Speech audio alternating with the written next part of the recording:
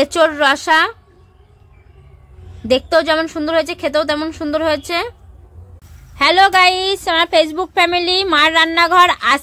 আজকে আমাদের রান্না হবে, মা রান্না করছে, তো আজকে আমাদের রান্না হবে এঁচোড়। এই দেখুন এখানে এঁচোড় আছে, এঁচোড়টা ছোট ছোট করে নেওয়া হয়ে গেছে। আর আলু আছে, আলুটা ভেজে নেবে, কড়াইতে তেল দিয়ে দিয়েছে, দিয়ে আলুটা ভেজে নিচ্ছে।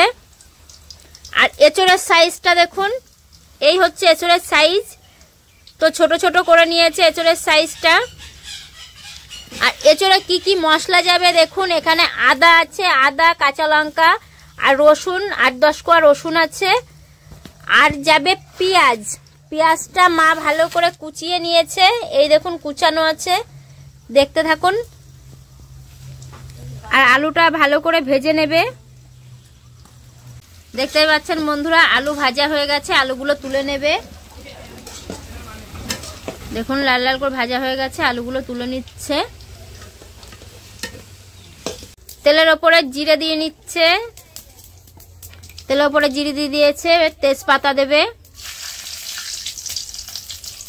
পেঁয়াজগুলো দিয়ে দেবে, দিয়ে পেঁয়াজগুলো ভালো করে ভেজে নেবে। আর এই দেখুন মা শিলে বেটে নিচ্ছে মশলাটা। সবসময় শিলে বাটা মশলা খেতে, তরকারি শিলে বাটা মশলার তরকারি খেতে খুব ভালো হয়, কিন্তু এখন অনেকেই শিলে বাটতে চায় না আর অনেকেই পারে না, যে কারণে মিক্সে বাটাটা করে নেয়। মিক্সে এখন বেশিরভাগ মশলা করে মানুষে, শিলনোড়ায় কেউ বাটতে চায় না খাটনি করে, তো আমাদের বাড়িতে বেশিরভাগই শিলনোড়াতেই বাটা হয়। এই দেখুন আমার মা শিলপাটায় বেটে নিচ্ছে, মশলাটা বাটা হয়ে গেলে পারে। দেখতে পাচ্ছেন পেঁয়াজটা ভাজা হয়ে গেছে, এবার এঁচোড়গুলো পেঁয়াজের মধ্যে দিয়ে দেবে। ওই দেখুন এঁচোড়গুলো পেঁয়াজের মধ্যে দিয়ে দিয়েছে, দিয়ে এঁচোড়টাও পেঁয়াজের সঙ্গে একটু ভেজে নেবে। পরিমাণ মতন লবণ দিয়ে দিচ্ছে,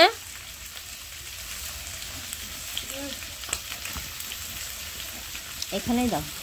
পরিমাণ মতন হলুদ দিচ্ছে,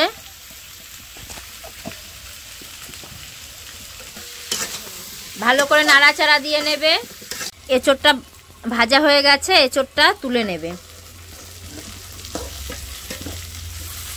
আর এখানে আলুটা ভাজা হয়ে গেছে, আলুটা তুলে নিয়েছে একটা পাত্রই, তেল দিয়ে নিচ্ছে। এই দেখুন কড়াইতে তেল দিয়ে দিয়েছে,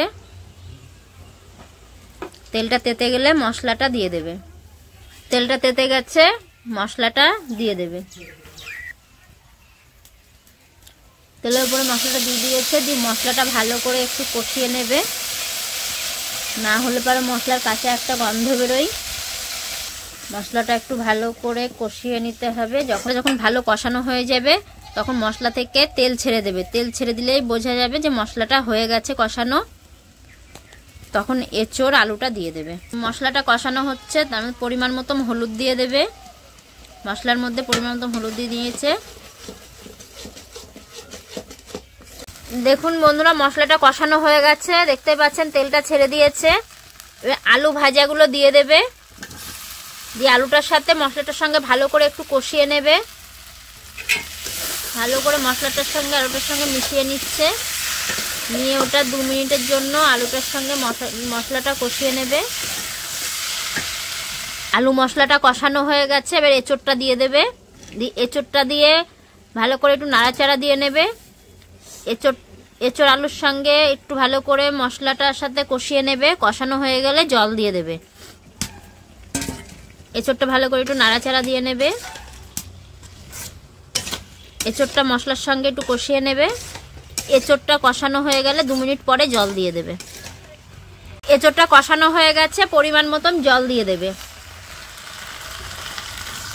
পরিমাণ মতন জল দিয়ে নিয়েছে, দিয়ে ভালো করে নাড়াচাড়া দিয়ে 5 মিনিট হতে দেবে। ঝোলটা ফুটে গেলে নামিয়ে দেবে। দেখুন বন্ধুরা এঁচোড়ের তরকারিটা হয়ে গেছে, এঁচোড় রসা। এবারে নামিয়ে দেবে, একটা পাত্রে নামিয়ে দেবে। দেখুন নামিয়ে নিয়ে নিয়েছে, নামিয়ে দিয়েছে এঁচোড়টা, দেখতেই পাচ্ছেন কালারটার মতনই খেতেও খুব সুন্দর হয়েছে।